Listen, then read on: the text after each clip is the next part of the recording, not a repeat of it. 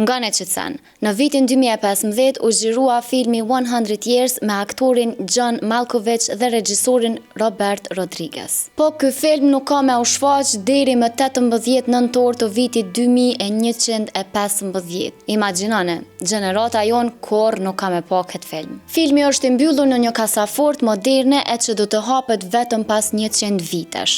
E për këtë film janë dhënë 1000 bileta metalike e që supozohet me i trashëgu brez pas brezi për gjeneratat që kanë me ardhë e që ndoshta edhe kanë me mujt me pa. E pikërisht për këtë e kanë titulluar 100 Years për shkak se do të shfaqet pas 100 vitesh. Kjo kasafort është e projektuar mos me u hap para kohe. E veçanta është që nuk ekziston asnjë trailer apo ndonjë rrëfim i shkurt për krejt historinë e këtij filmi. Gjithçka është e mbajtur fshet. Askush nuk e din se çka ka brenda këtij filmi, edhe çysh u realizu. A është dramë, a është ndonjë vizion prej të ardhmes, a është ndonjë paralajmërim, apo një vepër arti që do të kuptohet vetëm pas një shekulli. Disa e quajnë si ide të çmendur, disa tjerë e quajnë edhe si marketing, e disa të tjerë e quajnë edhe si një nga gjestet më të guximshme artistike të kohës sonë. Po një sen e dim sigurt që na kur nuk kena me pa, qysh edhe e thash. E ndoshta kjo është njëra për gjërave që na intrigon mas shumti. Shpesh herë këtë film e quajnë edhe ndryshe The Movie You'll Never See, apo filmi që nuk do ta shohësh kurr. Si përfundim, 100 Years nuk është thjesht një film, po është një kapsul kohe.